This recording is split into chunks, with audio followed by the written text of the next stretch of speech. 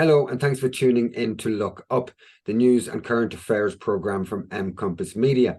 Every week, myself, Finbar Markey, and my co-host, Padraig O'Mwany, will look at news stories that either haven't got into the mainstream media, or on the other hand, haven't had a fair and balanced hearing in the mainstream news. Thanks for joining us again today, Padraig. Thanks very much, Finbar. Happy to be with you. What are we going to look at today? There's a lot. You want to look at tech layoffs in Ireland. We're going to look at these allegations that broke out last night of a Russian missile attack on Poland, which transpired today to be Ukrainian missiles, possibly defense missiles, possibly not, that hit Poland and allegedly killed 2 people yesterday evening. And just connecting it to the push for Ireland to abandon its neutrality and to join organisations like NATO. And the fact that last night, if we had gone along with the warmongers, the war would have escalated into a European-wide war since last night if we had listened to the propaganda coming out. So linking that to neutrality, we're going to have a discussion and look at some headlines on that. We're going to look at the alleged liberation of Kherson and the movement of Ukrainian military into the area, because it's not just a city, it's a region as well. We're going to look at the proliferation of association of Ukrainian National Guard with Nazi paraphernalia and possibly Nazi ideologies as well. So we're going to take a quick look at the fact that this seems to be becoming more and more obvious within available media, that there seems to be some kind of a connection. We're also going to look at the housing crisis in Ireland. Is there a crisis at all? It would appear that the Irish Minister for Housing, after a 10 to 12-year housing crisis, is still in denial that there is a crisis at all. We're going to just follow up on a story from last week about the massive explosion in the numbers of people being diagnosed with cancer since the lifting of the COVID lockdowns. We're going to look at some protests across Europe and look at 1 or 2, if not funny, amusing and entertaining stories at the end of the show.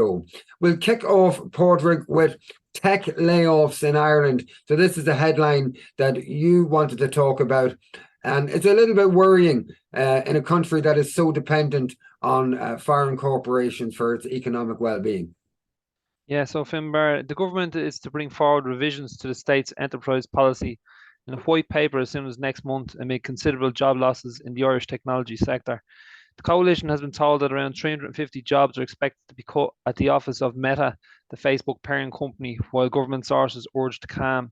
In the face of contraction in the tech sector, sources vowed that the state would adapt to global changes underway, pointing to strength in life sciences and pharmaceutical FDI investments. Senior executives in the foreign direct investment sector, speaking privately, said that foreign direct investment flowing into Europe and Ireland will be lower in the coming period, emphasising that issues like housing and infrastructure should be addressed. The Meta announcement follows Twitter's decision last Friday to cull 7,500 staff from its workforce globally, with more than half of its 500 workers in Dublin expected to be axed. Dual Irish-US headquartered payments company Stripe, founded by Patrick and John Collison, also revealed plans last week to cut 14% of its staff worldwide. Some 80 Irish jobs are expected to be lost in the process. Software company Zendesk will also cut 300 jobs globally, with a number of roles at its Dublin office expected to be in the firing line. I listened to News Talk this morning. We went to work, Finbar, and Frances Fitzgerald was speaking on it, and she's a former enterprise minister, and she just stated that 6% of all employment in Ireland is reliant on this sector. 16% of the economy depends on it. So in terms of our volatility to this, we have really moved, which is a good thing, I suppose. There's many benefits of it, and there's many reasons why Ireland is a good fit for this, but it seems like we have advanced far too much in our expectations for this to be the major growth sector for jobs in Ireland. Yeah, I don't think it's wise for any country to have all of its eggs in one basket. And I note that it's rare for, I think one of the companies mentioned there, Stripe, has Irish origins, but it's rare for Irish companies to succeed in Ireland and on the international stage before it becomes Americanized or bought out by a major EU player of some sort.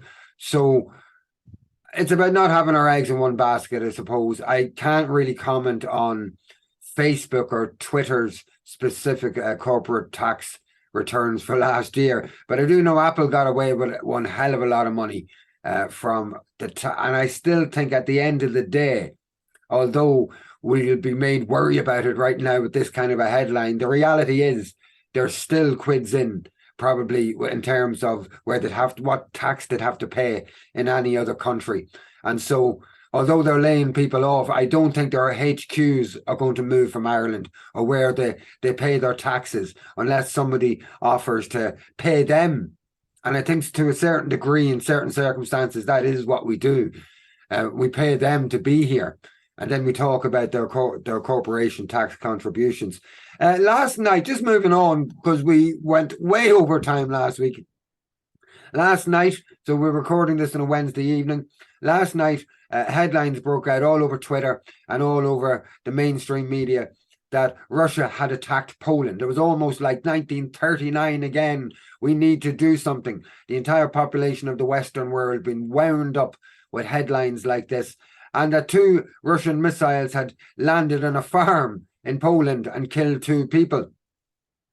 Anybody with a bit of cop on would have realised straight away that the sources of this would suggest it was from the Polish Foreign Ministry, and they've been the first and the most willing to put out any type of pro-Ukraine, anti-Russian propaganda since last March and before it even. So it didn't surprise me. So seeing it coming from the Polish Foreign Ministry and then the Ukrainians, I straight away had doubts about the validity of the story itself. It became so ridiculous because Polish journalists took photographs of the so-called missiles and put them out for the entire world to see. And they were obviously Ukrainian originated missiles. Ukraine was saying it was part of air defense systems. Anyway, the point is this, that if we had have gone along with the extremists within our political vacuum that exists at the moment and within the mainstream media, the extremists that were calling for further war, the entire of Europe and NATO could be officially, it is really at war with Russia, unofficially, but could be officially at war with Russia today and tomorrow and until the end, the bitter end, if we had gone along with this rubbish. And Porrick, you wanted to come in with a story that's very much linked to this, and it's about the push this week again for the Irish people and Irish politicians to abandon neutrality. Do you want to come in with this? Yeah, so Ireland is very supportive of an EU training mission for the Ukrainian armed forces, the Minister for Foreign Affairs has said, arriving at a meeting for EU foreign ministers in Brussels, which will see training missions formally launched. Simon Coveney said he hopes the mission will be up and running by the end of the year. He told reporters it's a reminder of the obligation we have in the context of holding Russia to account for their actions. The European Union was determined to maintain pressure and cost on Russia for its continued military aggression in Ukraine, he said. The EU is impatient in terms of wanting to get on with the training mission and support mission for Ukraine so that can be set up and running by the end of the year. And certainly my country, Ireland, will be involved and very supportive of that mission, the Fine Gael TD said. The government has suggested it could provide a demining and IED component to the training mission. The EU's High Representative for Foreign Policy, Joseph Borrell, said the training mission will begin in a couple of weeks' time in Poland and will involve the training of 15,000 Ukrainian soldiers. He told reporters in Brussels, the news from the Ukrainian war is very good for the Ukrainians. Apart from the retaking of Kherson, the Russian army is retreating. That is very good news, he said. There's a second section on this, which is news that has come from the Russian side, speaking about Ireland. So this is from the Russian ambassador, Yuri Filatov. He issued a statement claiming Ireland will be directly involved in the war in Ukraine over upcoming involvement in demining training for Ukrainian soldiers. He stated there is no way around the fact that by engaging with Ukrainian military, be it on mines or otherwise, Ireland will clearly be involved in the ongoing conflict in a direct way. Separately, the Kremlin are quoted as saying, acting under the dictation of Brussels, Ireland is conducting an aggressive anti-Russian propaganda campaign, a course which has been taken to curtail bilateral cooperation in the detriment of its own interests. One of the consequences of fueling Russophobic hysteria in Irish society is the attack on the Russian embassy in Dublin of March last year. It said it would be guided by the position of Dublin in relation to further measures. Finbar, I don't know if you've seen, there has been actually some news out about Russia has banned some of our key figures from entering the country. Now, I'm not suggesting they were wanting to enter the country anytime soon, but it's certainly an escalation, and Russia has spoken, and they're very, very acutely aware of what Ireland are doing and their approach to things. And it's definitely it's to the detriment of our neutrality and our. I think we have to be careful in how we understand things as well, from the point of view that Ireland on an international stage does not have any sovereignty or independence. It's all done through the EU.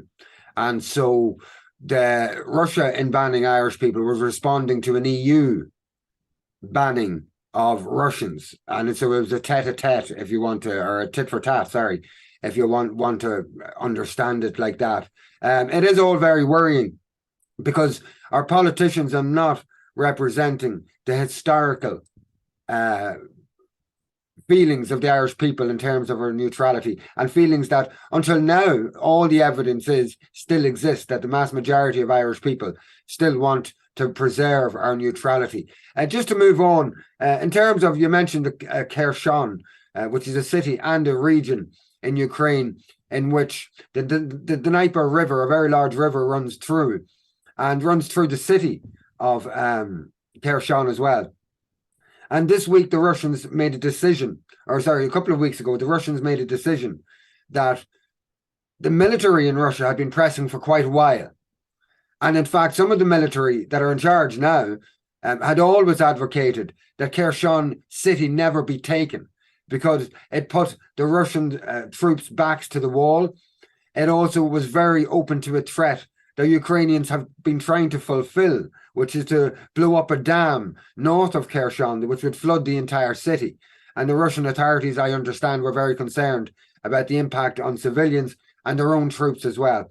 And so the Russians' approach to war since March appears to be to lose a minimum of their own troops, and to try to preserve life as much as possible in terms of their own wherewithal. So whenever possible, they're willing to give up ground, because they never said that their military operation was about taking ground in the first place. It was about wearing down Ukraine's military, which I think it did months ago. And it has been about denazifying, as they said, and taking out that threat that would be a consistent threat to what they now consider to be Western Russia, the Donbass region, and Crimea and southern Russia. So my point here is that since the Ukrainians have gone into Kherson, images have been coming out. I understand that CNN and a number of Western media stations have been first of all berated by Ukrainian authorities for showing images from Kherson without their permission. So that's what really is the opinion of the Ukrainian regime with regards to free speech. And the images that have been coming out, again, are what I and the likes of those that would have been better researched in this issue would see, which is the punishment of so-called Russian conspirators. So this is people who maybe applied for a Russian passport, took Russian food, accessed Russian services, continued to work with Russia's administration within the health system, within the social welfare system, things like that. All these people are considered now by Ukrainian authorities and the Ukrainian regime as conspirators and traitors, and they are being hunted down. This is an image from Kherson from a few days ago of two men being tied to poles, and the public expected to assault them and beat them and things like that. Snow began to fall in Kiev this morning, so you can imagine that these men are being left out in the cold and will be left there for who knows how long, if they're still alive at all. This is a video that came out from Kherson.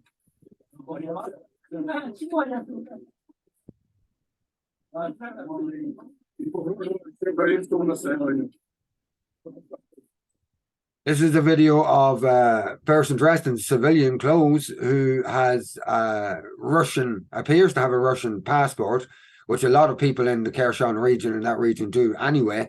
And you can see the person is bandaged. If you just want to look the way the soldier is treating this person, and it's clearly a Ukrainian soldier, I'd be very concerned about the outcome for this person over the last while.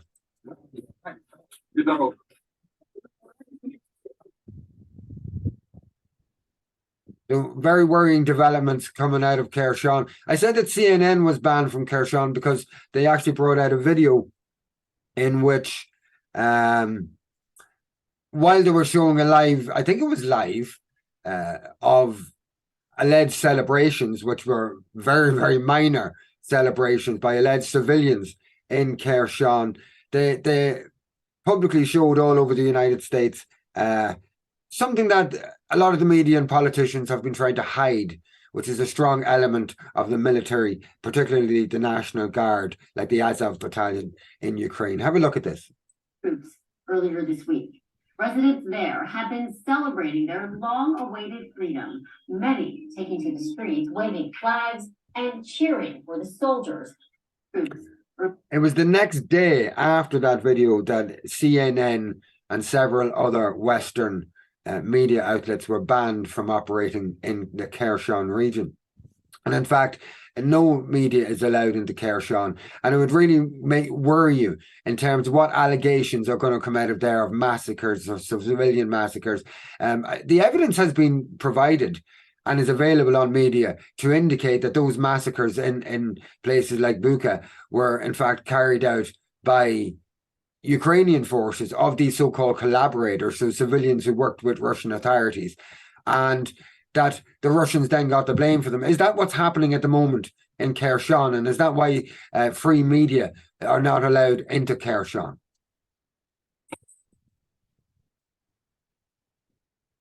This is a video that shows a Panzer-flagged tank going into Kherson earlier this week.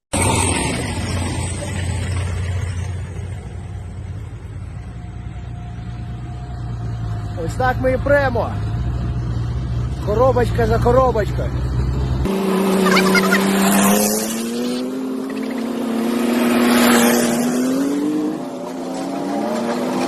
Русні що? Русні пізда. Що? Русні пізда.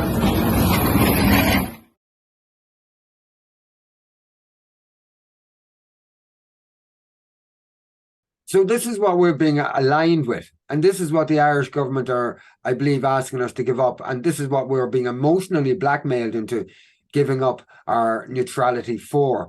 I know it's a tough thing to talk about, Padraig, and a lot of people get lambasted when they talk about these issues, but more and more people are starting to talk about them. And I believe we need to talk about them. Do you have any opinion on this particular aspect of the Ukraine conflict?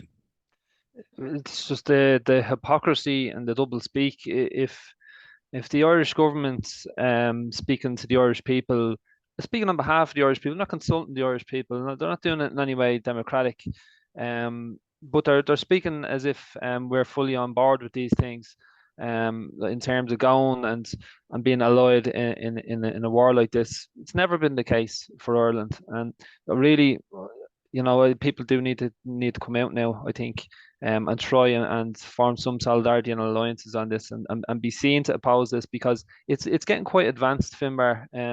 Our allied military initiatives through the current government, especially Simon Coveney. Yeah, and the normalization of Nazism, militant Nazism. I know there were raids in Italy, I think it was yesterday, in which numerous Ukrainian Nazi figures who were planning terrorist attacks were arrested in Italy yesterday. You know, so it has been exported into other European countries. It's very, very real. And we are being asked to ally with that and to support a country that has a strong militant link to Nazism and fascism. I'm not sure if we're going to be allowed to say that on Facebook and YouTube and things like that, but there you go, I've said it anyway. I'm not the only person to say it.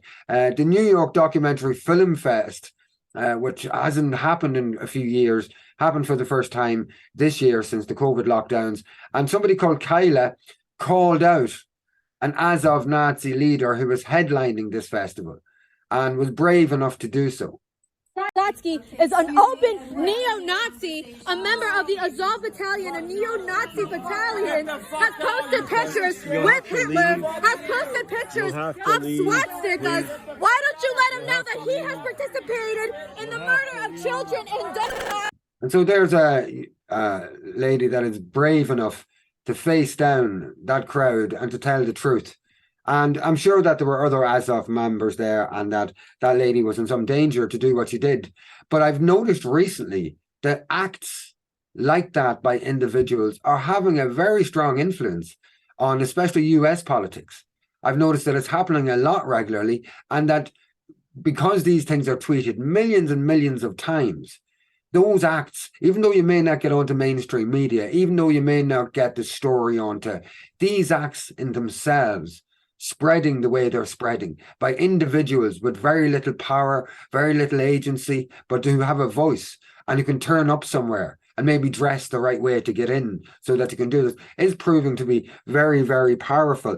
There is a man in Poland who early last week, it was Polish Independence Day, and so the Poles were all celebrating, and there was a lot of Ukrainian influence there. So this young guy shouted out that this is about Poland, it's not about Ukraine, to a group of what were described as Ukrainian nationalists.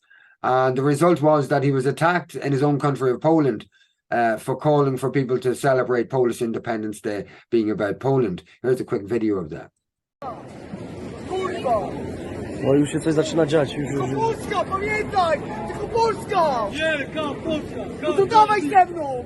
Bo mi Ukraińcy gonią, kurwa, pa!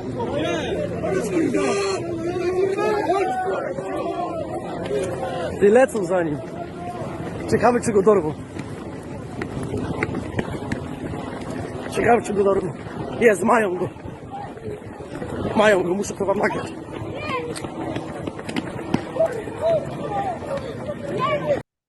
These are the guys that are supposed to be defending their country in Ukraine. This is what they're doing in Poland. I'm not going to show any more of that video because it gets pretty violent. But this is what's happening, and I'm seeing similar videos coming out of Poland on a very regular, almost every second day. I'm seeing videos where there's clashes and the general population is not happy about the massive influx of Ukrainians, and that they are clashing to a degree with certain people within the population. You've raised this for 2 weeks running, Padraig. Are we seeing what's about to happen in Ireland happening now in the streets of Poland?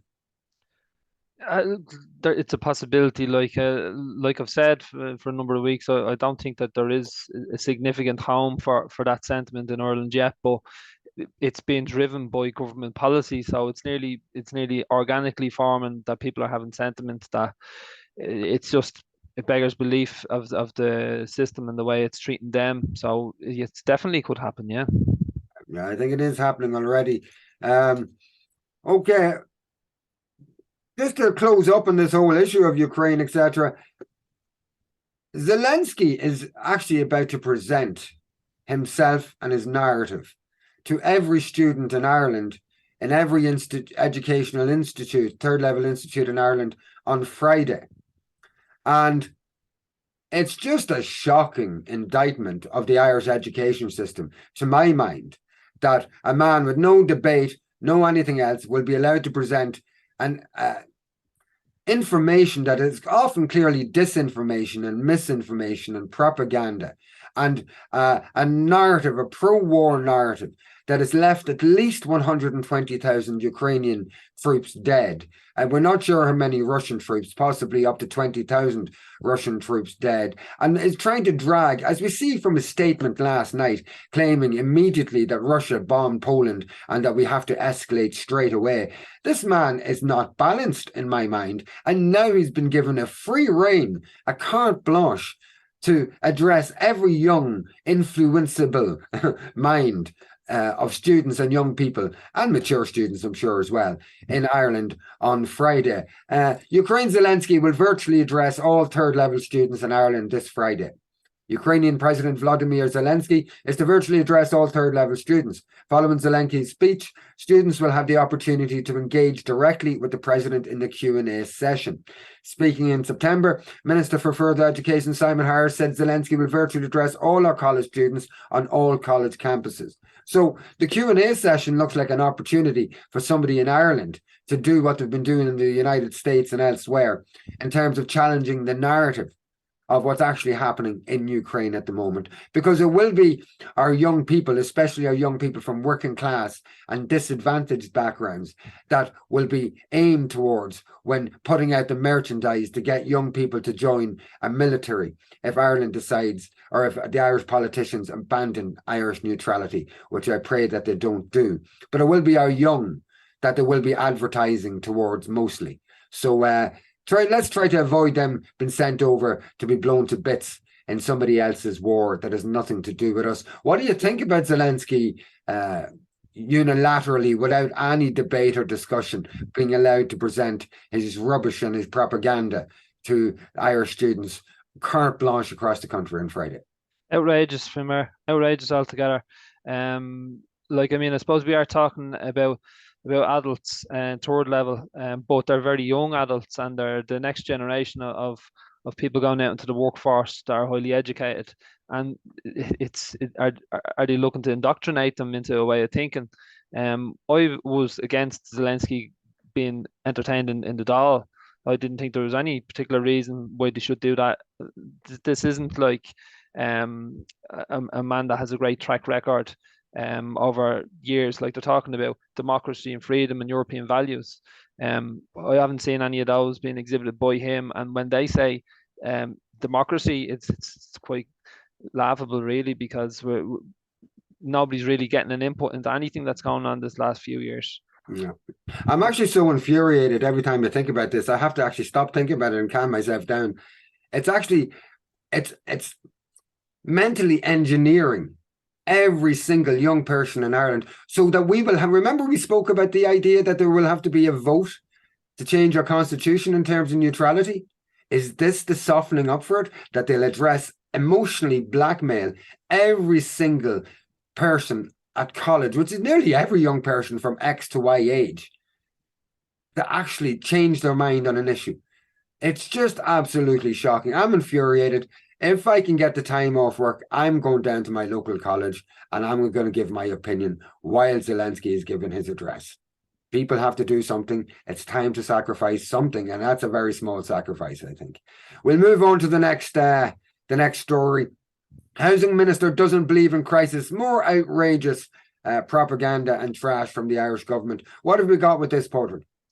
Okay, so housing is the greatest and most important social problem facing this country, the Taoiseach said in the Dáil, after Sinn Féin leader Mary Lou McDonald hit out at the Housing Minister Dara O'Brien for comments he made during a Virgin Media Tonight Show debate with Owen O'Brien. Do you think we're in a state of emergency when it comes to housing? Presenter Claire Brock asked the minister. No, I don't, he replied, but added that for many people it's an emergency. I recognise that. He later said there's an accommodation crisis. McDonald said the comments were incredible. She read out personal stories her office had received in the previous 24 hours, with people speaking about having to move home with their parents, young people considering emigrating, and others struggling to get on the property ladder. He replied by stating he would not play Sinn Féin's populist games, accusing the party of being populist on a range of issues. The government's policy, Finbar, is called Housing for All, and the Taoiseach's totally defending it. He says the government's housing plan and they've been building the highest number of houses since 2008. He said, being no doubt this government sees housing as a key priority. It's a pillar of the programme for government, and a lot has been done over the past 2 years. We are increasing the supply of housing and the plan is working. I don't see anybody saying that. Crap, isn't it? Absolutely. And in fact, what they're doing is it's hard to not talk about anything without mentioning the Ukrainian refugee crisis in Ireland, anything domestically, but that impacts the whole housing crisis again. So even if they were actually correct in that they were doing better than ever before, and maybe they are because they've never done in any way well. We've had a crisis of 12 years now, and it's just actually getting worse, not better. So more rubbish. You have another story here very much linked to that. The banking crisis is still costing us spondulas, still costing us money. What is this about, Porter? Just pull this up for you there. So taxpayers remain significantly underwater on AIB and PTSB bailouts. AIB Chief Executive Colin Hunt will no doubt be happy with the state's plans to sell more of its shares in the lender.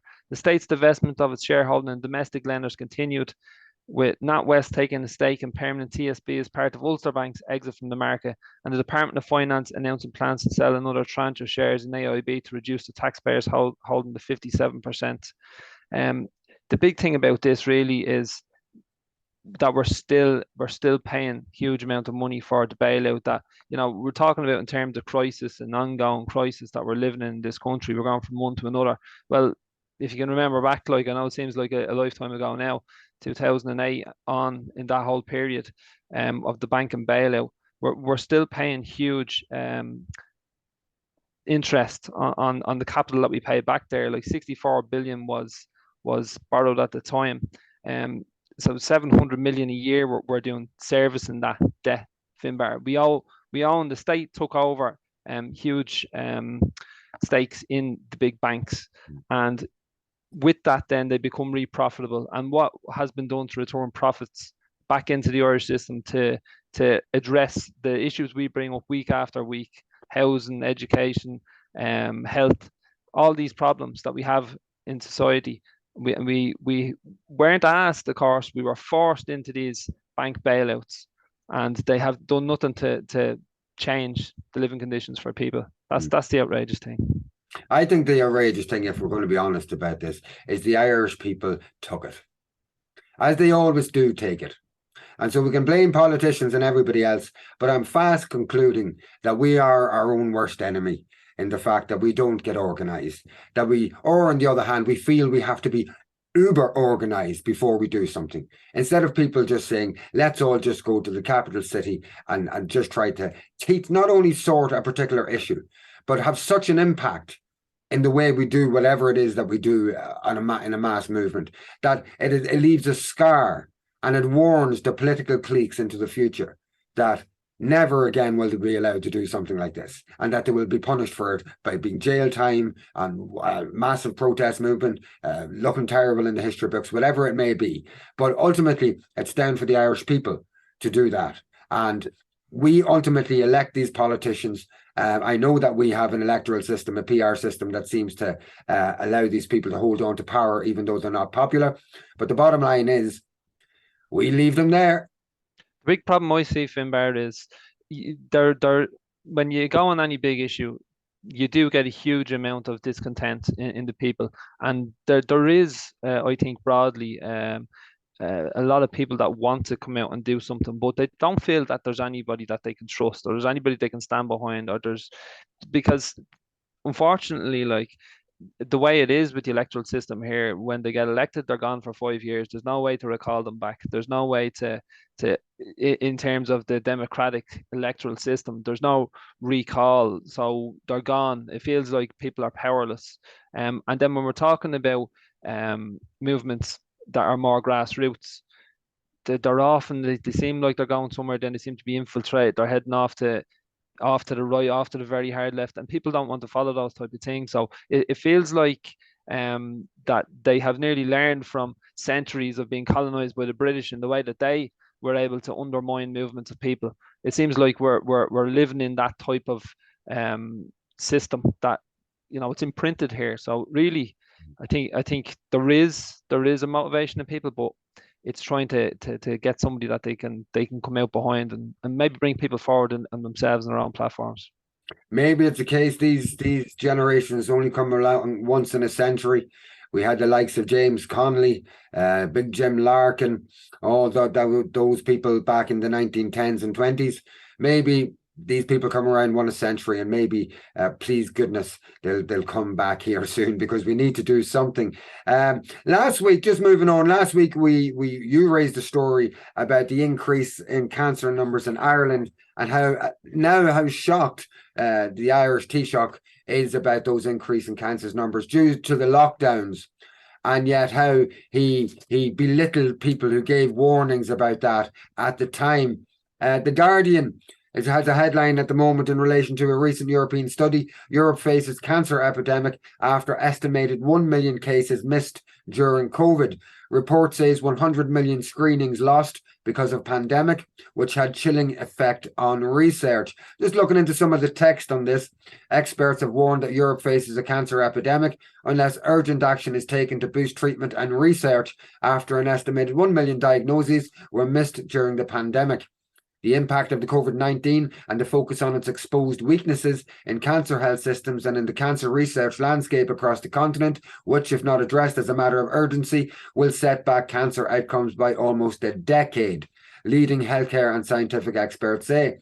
A report, European Groundshot, addressing Europe's cancer research challenges, is a Lancelot Oncology Commission, brought together a wide range of patient, scientific and healthcare experts with detailed knowledge of cancer across Europe. One unintended consequence of the pandemic was the adverse effects that the rapid repurposing of health services and national lockdowns and the continuing legacy have had on cancer services, on cancer research and on patients with cancer, the experts said. We can go on and on. There's a bit of a told you so-ism happening at the moment, but it's not necessarily one of gleeful vengeance or anything like that. It's about trying to learn from our mistakes in the recent past. It says that one unintended consequence, it was a clear consequence of shutting down the entire medical system because of COVID. It was a clear consequence that what would follow from that would be a failing to identify many diseases, not just cancer, and the outcomes that would have over the coming years, and a lot of people dying because of that. People who warned it at the time, as we said last week, were lambasted, were belittled, lost their jobs, lost their independence and their voices. Some of them maybe even lost their lives as a result of this. We have videos now of Bill Gates saying that now we know that actually the fatality rate was quite small and that it's a disease of the elderly. That's what Bill Gates says himself, in a disease. And yet we have this situation here, and so many people were belittled, lost their jobs, as I said. And here we now have one more study showing that the decisions that were made during the COVID pandemic, or panic, as it might be called, the COVID panic, more evidence now that the detrimental effects of responding in a knee-jerk emotional way to emotional blackmail from people with corporate and other interests. This is the type of outcome you have. You did speak about this last week, Porter. Do you have anything to further add based on this study? Just remark on how the strength of the media, like, even though these things are coming out now, they're coming out in a very managed way. They were very well known at the time. There was people flagging a lot of these things. Yeah, you're right, they were called all sorts, but they were known, and it's the same information that's coming out now, only it's lived experience now because they're coming to fruition.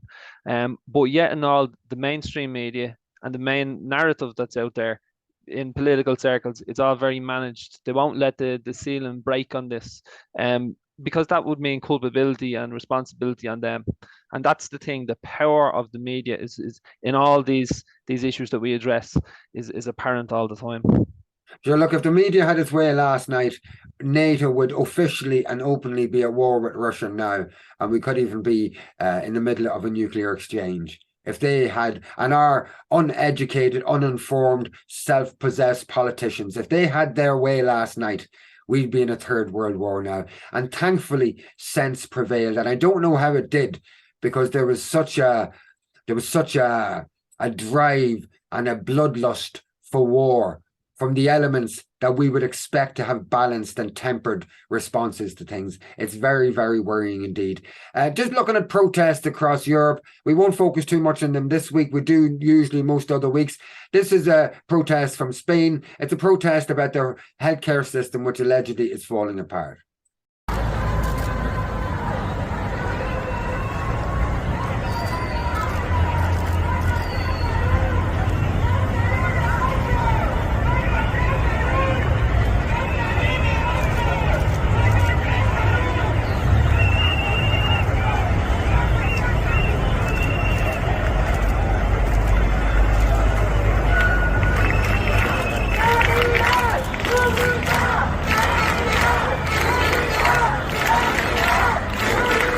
So there are very significant numbers in Spain protesting about the state of the health service currently in Spain.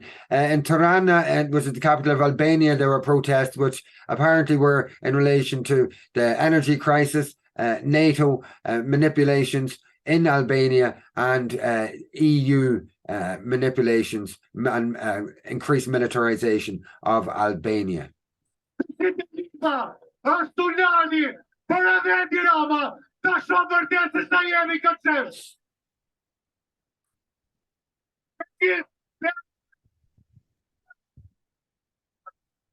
In Africa, in a little tiny country called Burkina Faso, which I'm told, or if I recall from something I read years ago, means the land of the upstanding man. It was a French colony. It would appear that it is now really only decolonizing, and most African countries haven't really decolonized. They're still being used by the empires that controlled them for centuries. France particularly has control in North and other parts of Africa, including Burkina Faso. Burkina Faso is now nationalizing its mining industry, but the French companies and the French officials are so petty that rather than allowing the people of Burkina Faso to even have access to one little benefit from the companies that they paid for and that were stealing from their country for over a century, rather than having them the benefit, they're willing to crush every vehicle there.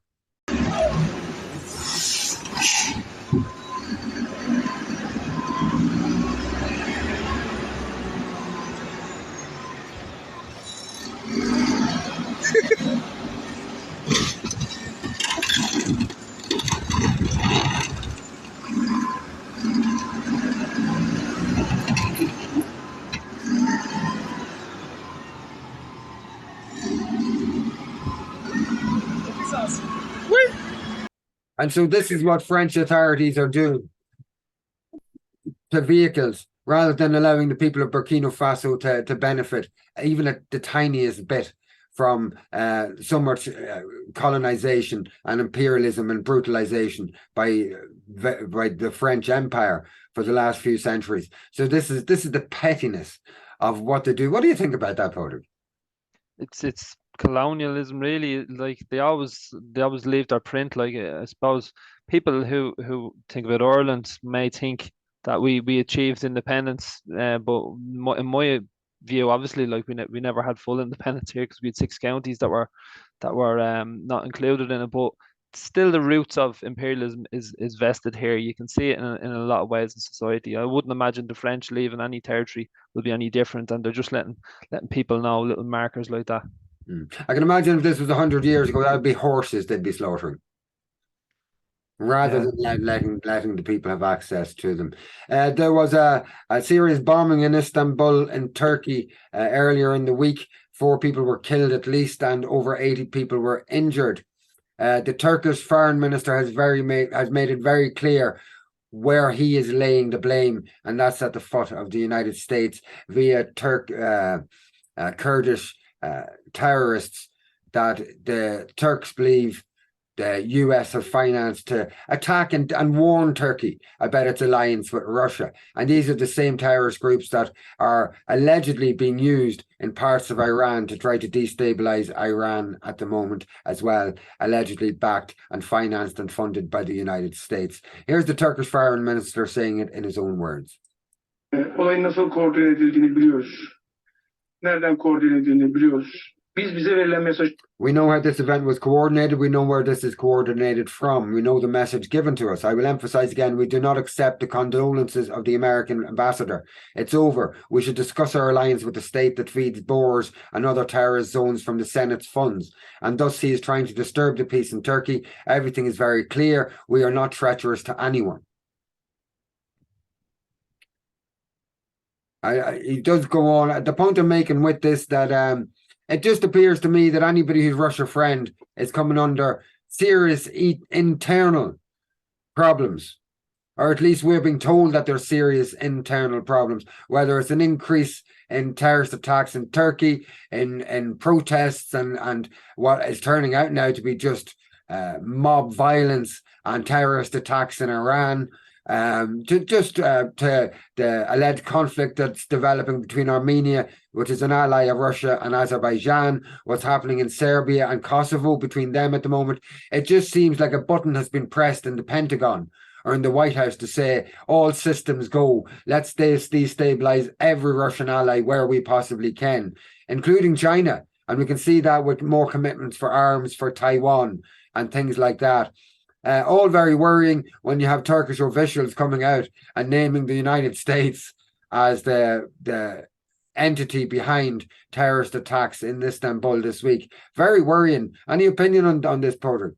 It wouldn't be a hard sell to most, just beyond Turkey and the Middle East, to say that America will be involved in terrorism.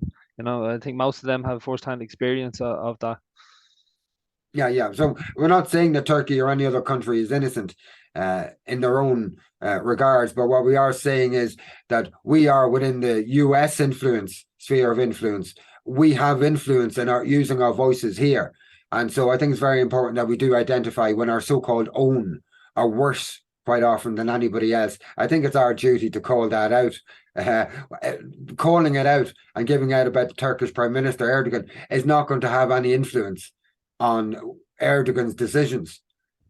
My voice is not going to be heard in Istanbul or in Ankara, but it may be heard on the wider level in Ireland. And if myself and so many other people start reverberating the same narrative, hopefully it will get beyond the shores of Ireland to the halls of influence. Who knows? So that's why some people might think I'm a little bit anti-US or anti-EU or anti-UK, but I'm very much more aware of what we do and also our part and our responsibility in calling that out. What do you think about that, Porter? It's grassroots, Finbar. Things have to stem from the people, and everybody has a voice, so we have to use our influence and try and set some example to get other people out, because really, isn't that what democracy is supposed to be all about? It's supposed to be, anyway. Mr. Trudeau is having a bad week. He's been forced to remove a tweet. So a tweet came out from a US financed pro-Iranian website claiming that 15,000 activists had been sentenced to death in Iran. This turned out to be propaganda and lies. A number of Iranian parliamentarians had signed a letter calling for judges to carry out or call or judge harshly against offenders. And remember, the Iranian authorities and most of the Iranian people understand the situation in Iran, that the United States is trying to destabilize the country, and that's the way they see it. And they see these principal protesters, the organizers and the leaders, as tools and stooges of the United States. And I don't personally, in many respects, I'm not saying there aren't any grudges that the Iranian women have, but I don't think that the motivation behind the people calling for protests is in the best interest of these Iranian women, is to create civil war in Iran because it's an ally of Russia, and is to create civil war and destroy the lives of women, men and children right across Iran. And I think that would be a worse outcome. So Trudeau was forced to pull that tweet when he shared that misinformation, which was quite obvious misinformation. But also this week, he met with the Chinese leader, Xi Jinping. And he had a meeting with Xi Jinping last week in which he leaked all the information from the meeting, even though he's not supposed to. And leaked it all and couched it to his own benefit. And he thought that he could take his cameraman up to Xi Jinping this week at the G20 and schmooze Xi Jinping and give a spiel, a pre-prepared spiel that would look like he's in some way in control of China, or that he in some way strong-armed the Chinese president. And it so did not go well for him. Have a look and a listen to this.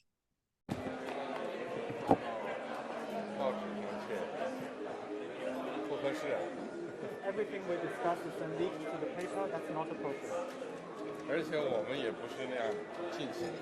And that's not how the way the conversation was conducted.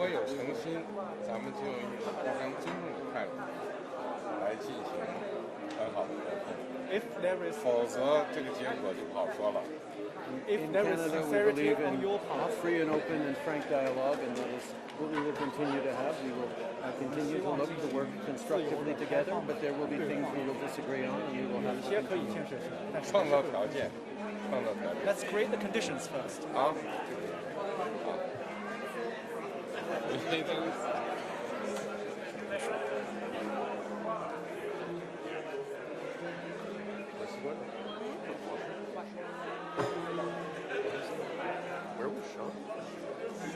What do you think about that, Patrick? Yeah, it's not surprising. Trudeau doesn't strike you as a man oozing integrity at the best of times. So, yeah, there's obviously he'll have to get up a bit earlier in the morning to pull the wool over him.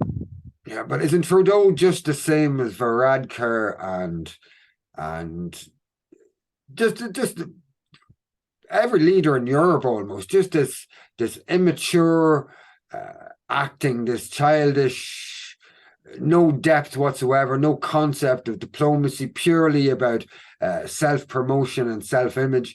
And it just comes true and true again. But the way Xi Jinping in this video just isn't willing to engage with it, just almost in a mature fashion, and the way Putin isn't willing to engage with it, it would almost show that Western leaders are letting down the side so much in how they engage with things, their pettiness, their childishness, their self-promotion.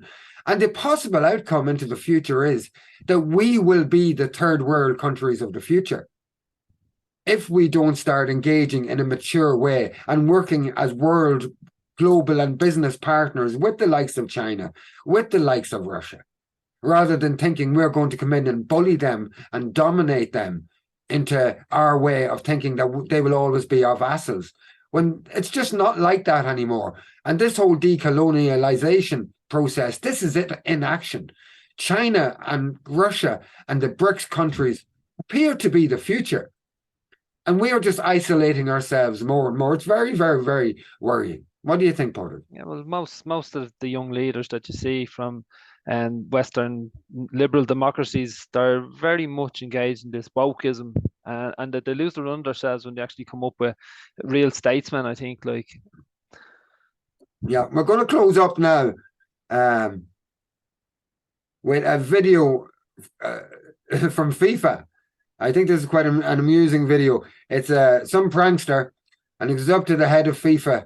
I'll just let you see himself. It's obviously in relation to the decision to hold the World Cup in Qatar, the next World Cup. So this is a prankster who's comparing that decision to a potential decision to have the next World Cup in North Korea. Have a look at this. This is for North Korea 2026. Excuse me? Thank you very much. Sorry, this is starting. We're starting a press conference. Where is my security? Come on. Come on. Come on. 2026 World Cup. Come on. It makes sense for everyone. Here we go, Seth. That's thank you. Here's Seth. It's all there. As discussed. And so again, that's one individual in a very unique, and in this case, a kind of a humorous and a witty way, sending a message out to the whole world and breaking the narrative. Just one individual who doesn't necessarily have lots of money or anything else, but does have a voice. What do you think of that particular act? it's a brilliant act. But like we all know, I think to a man and woman on the street, we all know that FIFA has been exposed as being blatantly corrupt in awarding Qatar the World Cup. Here you are, like it takes somebody to arrest that type of complicity, that, you know, people just going along with these things. We really do need to see more and more things like this. Yeah. When I saw that figure of 6,000 dead building the stadiums for the World Cup in Qatar, it was just absolutely shocking altogether. Well, that's our show for tonight, folks. Whenever and wherever you're looking at it, please like, please share, please subscribe, get the news out there. We're constantly battling the algorithms to try to get a different view and a different narrative out to you guys. So any assistance or any help that you could give us in terms of spreading our news out there online would be much appreciated. It's good night from me. Good night from me as well. Thanks very much. Here, folks. Night night.